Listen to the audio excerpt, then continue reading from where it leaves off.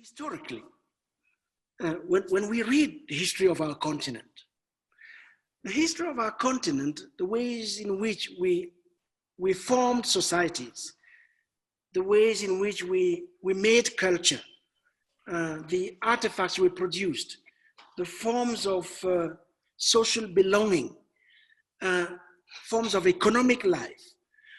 I don't mean they were the same everywhere, but there were major dynamics which were articulated around movement, or what we call nowadays mobility.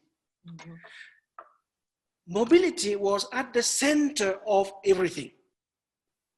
In fact, contrary to conceptions of space, let's say in Europe and elsewhere,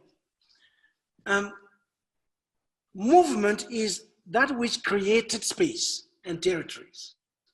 It was not the other way around. We bought into the other paradigm in which space creates mobility or allows for mobility with the advent of colonialism. We had an entirely different paradigm of the relationship between mobility and space. If we had spaces at all, they were always mobile spaces.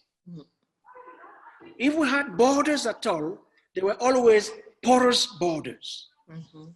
Long distance interactions, at least in West Africa, were absolutely the basic foundation of everything.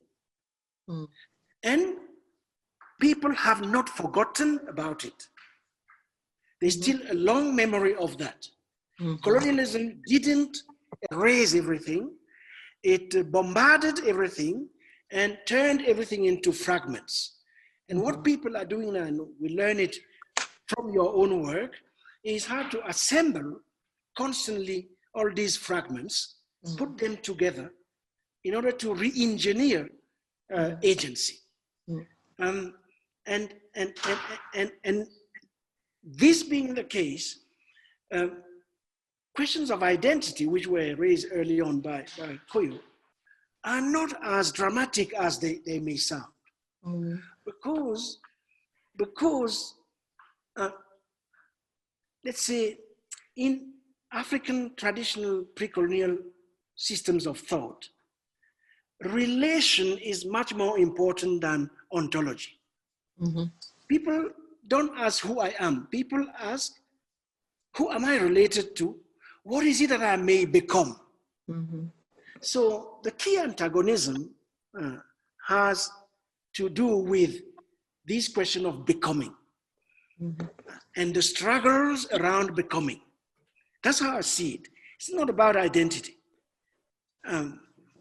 That's my quarrel with identity politics, if you want, but we shouldn't be bringing it here.